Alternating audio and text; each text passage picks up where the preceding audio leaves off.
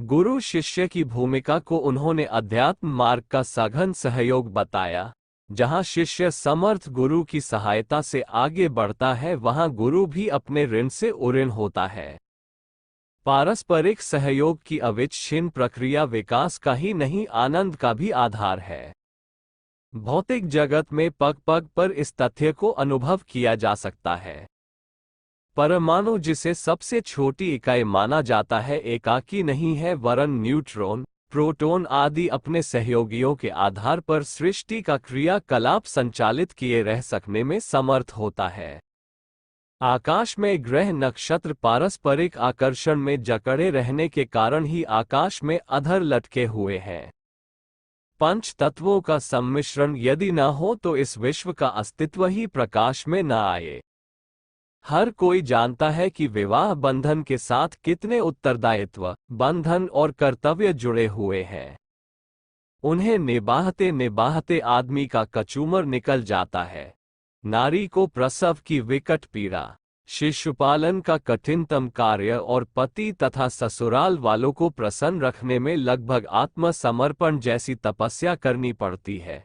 नर को भी कम भार वहन नहीं करना पड़ता। इन कठिनाइयों से परिचित होते हुए भी हर कोई विवाह की आशा लगाए बैठा रहता है, और वैसा अवसर आते ही हर्षोल्लास अनुभव करता है। जिन दाम्पत्य जीवन में सघन आत्मीयता विकसित होती है, उन्हें वह पारस्परिक सान्निध्य स्वर्गोपम प्रतीत होता है। अगणित कठिनाइयों को वहन करते हुए भी हर घड़ी आनंद उमड़ता रहता है। ये सब देखते हुए इस निष्कर्ष पर पहुंचना पड़ता है कि व्यक्तियों की आत्मिक घनिष्ठता कितनी तृप्ति और कितनी शांति प्रदान करती है। पति पत्नी का तो ऊपर उदाहरण मात्र दिया गया है। रिश्ते कुछ भी क्यों ना हो, पुरुष पुरुष और नारी नारी के बीच भी ऐसी आंतरिक सघनता हो सकती है। उस मित्रता को किसी भी रिश्ते का नाम दिया जा सकता है और बिना रिश्ते के केवल आत्मीय माना जा सकता है। यही प्रेम है। प्रकृति के अनुरूप व्यक्तियों से आरंभ होकर मनुष्य समाज, प्राणी मात्र और तदनंतर विश्व ब्रह्मांड में समव्याप्त जड़ चेतन में प्रेम फैलता विकसित होता चला जाता है। आनंद का उद्भव और विस्तार यहीं से होता है। अंतःकरण की कोमलता, मृदुलता, सरलता और सरसता ही वस्तुतः मानव जीवन की संपदा है। जो स्नेह सिक्त है, जो सहृदय और उदार है, उसे ही आत्मिक विभूतियों से सुसंपन्न सिद्ध पुरुष कहना चाहिए। ऐसा व्यक्ति ही महामानव, देवदूत और दिव्य सत्ता संपन्न कहलाता है। आत्मा और परमात्मा का मिलन संयोग जिसे प्राप्त हो गया, समझना चाहिए कि उसने पूर्णता का लक्ष्य प्राप्त कर लिया। अभाव तो एकाकीपन में ही है। आध्यात्मिक साधना के क्षेत्र में प्रगति करने के लिए भी यह सहयोग नितांत आवश्यक है। राम और लक्ष्मण का युग्म लंका विजय में समर्थ हुआ है। महाभारत की सफलता कृष्ण और ही अर्जुन के मिलन ने संभव की थी। छात्र कितना ही परिश्रम करे, बिना शिक्षक के मौखिक या लिखित ज्ञान दान के बिना उच्च शिक्षा प्राप्त करने में समर्थ नहीं होता। कला, शिल्प, विज्ञान, चिकित्सा जैसे महत्वपूर्ण विषयों के विद्यार्थी मात्र मौखिक ही नहीं, क्रियात्मक व्यवहारिक शिक्षा ही प्राप्त करते हैं। इसके बिना वे विषय में निष्णात पारंगत नहीं हो सकते। मिलन संयोग 165 गुरु और शिष्य मिलकर यही प्रयोजन पूर्ण करते हैं। कान में मंत्र फूंक देना या कर्मकांड विधि विधान बता देने से काम नहीं चल सकता। उन्हें अपनी शक्ति का एक अंश भी देना पड़ता है। इस अनुदान के बिना आत्मिक प्रगति के पथ पर बहुत दूर तक नहीं चला जा सकता। पहाड़ों की ऊंची चढ़ाई चढ़ने के लिए लाठी का सहारा लेना पड़ता है। छत पर चढ़ने के लिए सीढ़ी का अवलंबन चाहिए। यही प्रयोजन आत्मिक प्रगति के पथ पर चलने वाले पथिक के लिए उसका मार्गदर्शक एवं साथी सहयोगी पूरी करता है। गुरु की आवश्यकता इसी प्रयोजन को पूर्ण करने के लिए पड़ती है।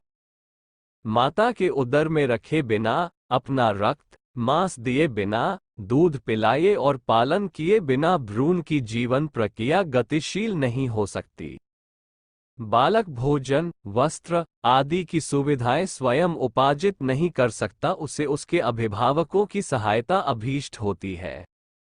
छात्र अपने आप पढ़ तो सकता है, पर उसे पुस्तक, फीस आदि का खर्च पिता से और शिक्षण सहयोग अध्यापक से प्राप्त करना पड़ता है। इसके बिना उसका शिक्षा क्रम एकाकी पुरुषार्थ से नहीं चल सकता। माता पिता अपनी संतान का पालन पोषण करते हैं, वे बच्चे बड़े हो जाने पर अपने बच्चों के लालन पालन की जिम्मेदारी उठाते हैं। ये क्रमानुगत परंपरा चलती रहती है। आध्यात्म मार्ग की प्रक्रिया भी इसी प्रकार चलती है। गुरु अपने शिष्य को अपनी तप पूंजी प्रदान करता है, तदुपरांत शिष्य भी उसे अपने लिए दाब कर नहीं बैठ जाता, वरन उस परंपरा को अग्रगामी रखते हुए अपने छात्रों की सहायता करता है।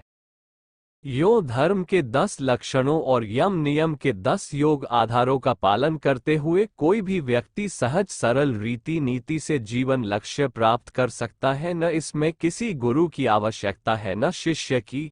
राजमार्ग पर सही पैरों से चल पड़ने वाला व्यक्ति मील के पत्थरों को देखते हुए यथास्थान पर पहुंच सकता है, पर जिसे उस यात्रा के समीपवर्ती अद्भुत स्थलों को देखना जानना और वहां मिलने वाली उपलब्धियों से लाभान्वित होना हो, उसे उस क्षेत्र से परिचित और उपलब्ध हो सकने वाली वस्तुओं को देने दिलाने में कुशल किसी अनुभवी सहयोगी की आवश्यकता पड़ती है। यदि यह सुयोग न मिल सके तो फिर यात्रा चलती रहती है, पर वह नीरस एवं अतिरिक्त उपलब्धियों से रहित एक गतिशीलता मात्र ही रह जाती है। आध्यात्म पथ में प्रगति करते हुए उस यात्रा से संबंधित विभूतियों को प्राप्त करते हुए हर्षोल्लास का आनंद लेते चलना हो तो फिर कुशल सहयोगी की सहायता अनिवार्य ही हो जाएगी। गुरु शिष्य का सम्मिलन, सम्मिश्रण उसी आवश्यकता की पूर्ति करता है। मेडिकल कॉलेज में पढ़ाई जाने वाली पुस्तकों में वह सब कुछ लिखा है जो वहां पढ़ाया जाता है, अथवा डॉक्टर बनने के लिए जो जानना चाहिए, किंतु सर्जरी में कोई छात्र तब तक निष्णात नहीं हो सकता जब तक कि उसे उसी तरह की व्यवहारिक शिक्षा कुशल सर्जन के तत्वावधान में न मिले। यो ऑपरेशन की सारी प्रणाली चित्रों सहित पुस्तकों में लिखी रहती है, फिर भी प्रत्यक्ष पथ प्रदर्शन की आवश्यकता बनी ही रहती है।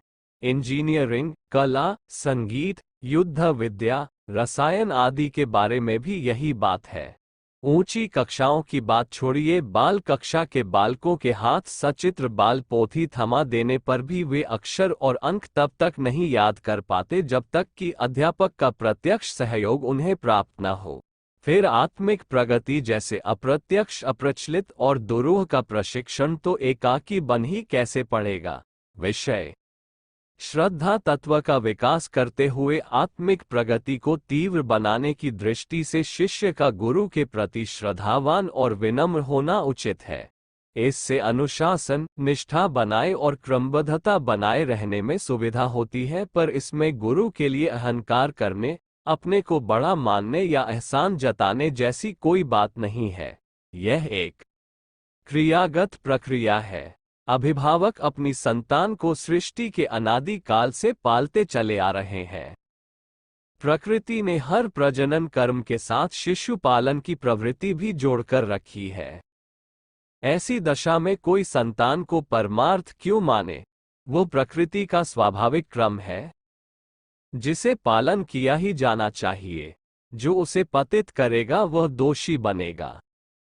कोई प्रजनन में तत्पर रहे और फलस्वरूप उत्पन्न होने वाली संतान के प्रति उपेक्षा क्रूरता बरते, उससे विमुख हो जाए तो सामाजिक, राजकीय और ईश्वरीय दंड का भागी बनेगा। यही बात गुरु शिष्य के बारे में भी है। जब किसी की सहायता से गुरु को भी कुछ मिला है तो उस क्रम को आगे बढ़ाने के लिए दूसरों की, अपने छात्रों की सहायता पवित्र कर्तव्य मानकर करनी चाहिए। इसमें न एहसान जताने की आवश्यकता है, न इनकार करने की। सच तो ये है कि यदि कोई छिपाता है और अनुदान में आनाकानी करता है तो वह अपनी महानता ही खो बैठता है। शिष्य अपनी पात्रता सिद्ध करे, श्रद्धालु और अनुशासित रहे, यह उसी के पक्ष में उसी को लाभान्वित करने वाली अलग बात है। रामकृष्ण परमहंस बनने के लिए जन्म जन्मांतरों की कठोर साधना अभीष्ट है, पर विवेकानंद बनना सरल है। समुद्र बनना कठिन है, पर उसका पानी लेकर आकाश में बादल की तरह उड़ने लगना सरल है। समर्थ गुरु रामदास बनने के लिए जन्म की गति कठिन और तलवार की धार पर चलने जैसी साधना करने का साहस सामान्य व्यक्तियों के पास नहीं होता। शिवाजी के रूप में एक नगण्य से व्यक्तित्व वाले बालक को विकसित हो जाना भी सरल है। पारसमणि बनना कठिन है, पर लोहे का उसे छूकर सोना बन जाना सरल है। चाणक्य जैसी अग्नि तत्व का प्रतिनिधित्व कर सकने वाली सत्ता बन सकना हर किसी का काम नहीं, पर एक दासी पुत्र का दिग्विजयी सम्राट बनकर सफल होना सरल है। बुद्ध जैसी प्रतिभाएं कभी कभी ही ईश्वरीय इच्छानुसार अवतरित होती है। उनकी छाया से अशोक, आनंद, अंगुलिमाल, आम्रपाली द असंख्य व्यक्ति लघुता की परिधि लांघते हुए महत्ता का वर्ण कर सके हैं। गांधी कभी कभी ही उत्पन्न हो सकते हैं, पर उनका अनुगमन करने वाले व्यक्ति राष्ट्रपति, प्रधानमंत्री, लोक नेता और ऐतिहासिक महापुरुषों की पंक्ति में अपनी गणना सहज ही करा सकते हैं। आत्मिक प्रगति की उपलब्धियां भौतिक प्रगति की तुलना में असंख्य गुनी सामर्थ्य संपन्न और हर्षोल्लासमय है। उन्हें प्राप्त कर सकना मानव जीवन की सबसे बड़ी और सबसे महान सफलता है। जो इस दिशा में बढ़ सका, समझना चाहिए हर दृष्टि से कृतकृत्य हो गया। प्रचलित और प्रत्यक्ष मान्यताएं भौतिक सफलताओं को सर्वोपरि मानती हैं, पर यदि विवेक युक्त दूरदृष्टि से विचार किया जाए तो प्रतीत होगा कि यह मान्यता सही नहीं है। आत्मबल संपन्न महामानवों का जीवन विश्लेषण करें, उनके द्वारा उपार्जित आंतरिक आनंद और बाह्य अनुदानों का मूल्यांकन करें तो प्रतीत होगा कि संसार का बड़े से बड़ा सुसंपन्न व्यक्ति भी उस तुलना में अत्यंत पिछड़ा हुआ है। संपन्नता के साथ जुड़े हुए मतिभ्रम और क्लेश, कलह, द्वेष, दुर्भाव को भी समझा जाए तो प्रतीत होगा कि संपन्नता जन्य मात्र दृष्टि और कल्पना जंजाल भर है। सुखी बनने के लिए संपदाएं नहीं, विभूतियां आवश्यक हैं, जो आत्मिक प्रगति के पथ पर चलते हुए भी प्राप्त की जा सकती है।